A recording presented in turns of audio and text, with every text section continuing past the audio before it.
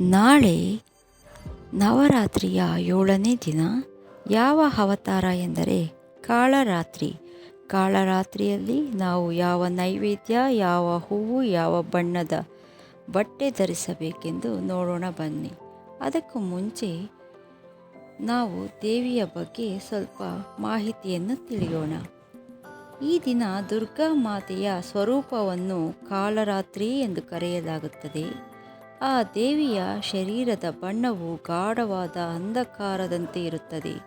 ತನ್ನ ಜಡೆಯನ್ನು ಕಟ್ಟದೆ ಹಾಗೆ ಬಿಟ್ಟು ಹರಡಿಕೊಂಡಿರುತ್ತಾಳೆ. ಇನ್ನು ಕುತ್ತಿಗೆಯಲ್ಲಿ ಪಳಪಳನೆ ಹೊಳೆಯುತ್ತಿರುವ ಮಾಲಾ ಇದೆ. ಆ ತಾಯಿಗೆ 3 ಕಣ್ಣುಗಳಿವೆ. ಈ ಕಣ್ಣುಗಳು ಯಾವ ರೀತಿ ಇದೆ ಎಂದರೆ ಬ್ರಹ್ಮಾಂಡದ ರೀತಿಯಲ್ಲಿ ಗೋಲಾಕಾರದಲ್ಲಿ ಇದೆ. ಆ ಕಣ್ಣುಗಳ ಕಿರಣಗಳು ವಿದ್ಯುತ್ನಂತೆ ವ್ಯಾಪಿಸಿಕೊಂಡಿದೆ. ಆ ತಾಯಿಯು ಉಸಿರನ್ನು ಬಿಡುವಾಗ ಹಾಗೂ ತೆಗೆದುಕೊಳ್ಳುವಾಗ ಬೆಂಕಿಯು ಧಗಧಗಿಸುವ ಜ್ವಾಲೆಗಳು ಹೊರಬರುತ್ತವೆ. ಆ ತಾಯಿಯ ವಾಹನವು ಕತ್ತೆಯಾಗಿದೆ. ತನ್ನ ಬಲಗಡೆಯ ಮೇಲ್ಭಾಗ ವರಮುದ್ರೆಯಿಂದ ಸರ್ವರಿಗೂ ವರವನ್ನು ನೀಡುತ್ತಾಳೆ. ಬಲಗಡೆಯ ಕೆಳಭಾಗ ಅಭಯ ಮುದ್ರೆಯನ್ನು ಹೊಂದಿದೆ.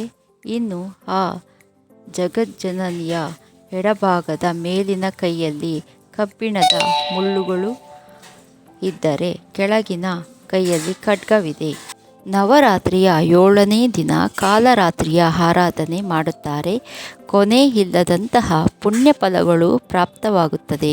ಅಂದರೆ ಅಕ್ಷಯ ಫಲ ಸಿಗುತ್ತದೆ. ಜೀವನದಲ್ಲಿ ಇರುವ ಯಾವುದೇ ಕಷ್ಟದ ಅಡೆತಡೆಗಳು ದೂರವಾಗುತ್ತದೆ.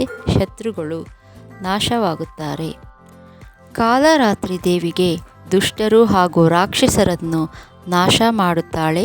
ಈ ದೇವಿಯ ಸ್ಮರಣೆ ಮಾತ್ರದಿಂದಲೇ ಭೂತ, ಪೇತ, ರಾಕ್ಷಸರು ಮೊದಲಾದ ದುಷ್ಟ ಸಮಸ್ಯೆಗಳು ಕರಗಿ ಹೋಗುತ್ತವೆ.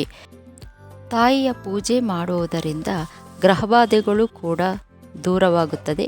ಯಾರು ಕಾಳರಾತ್ರಿ ದೇವಿಯನ್ನು ಆರಾಧನೆ ಮಾಡುತ್ತಾರೋ ಅಂಥವರಿಗೆ ಬೆಂಕಿಯಿಂದ ಎದುರಾಗುವ ಆತಂಕಗಳು, ನೀರಿನಿಂದ ಎದುರಾಗುವ ಬಾಧೆಗಳು, ಪ್ರಾಣಿ ಪಕ್ಷಿ ಕ್ರಿಮಿ ಕೀಟಗಳಿಂದ ಎದುರಾಗುವ ಬಾಧೆಗಳು ಸಹ ದೂರವಾಗುತ್ತದೆ. ನಾಳೆ ಪೂಜಿಸುವ ಸಮಯ ನೋಡೋಣ ಬನ್ನಿ. ಬ್ರಾಹ್ಮಣಿ ಮುಹೂರ್ತ 4:33ರಿಂದ 5:21. ಅಭಿಜಿತ್ ಮುಹೂರ್ತ 11:46ರಿಂದ 12:34. ಸಂಜೆ 6:05ರಿಂದ 7:53ರ ಕಾಲದಲ್ಲಿ ಪೂಜಿಸಬಹುದು. ಬಣ್ಣ ಕೇಸರಿ ಬಣ್ಣ. ನೈವೇದ್ಯ ಬೆಲ್ಲದಿಂದ ಮಾಡಿದ ಪದಾರ್ಥಗಳು. ಹೂ ಕೆಂಪು ದಾಸವಾಳ, ಹಳದಿ ಸೇವಂತಿಗೆ, ಕೆಂಪು ಪುಷ್ಪಗಳಿಂದ ನಾವು ಅಲಂಕಾರ ಮಾಡಬಹುದು. ಮತ್ತು 7ನೇ ದಿನ ಕಾಳರಾತ್ರಿಯ ಪೂಜೆಯ ಜೊತೆಗೆ ಸರಸ್ವತಿ ದೇವಿಯ ಪೂಜೆ ಸ್ಮರಣೆ ಮಾಡಿಕೊಳ್ಳಬೇಕು.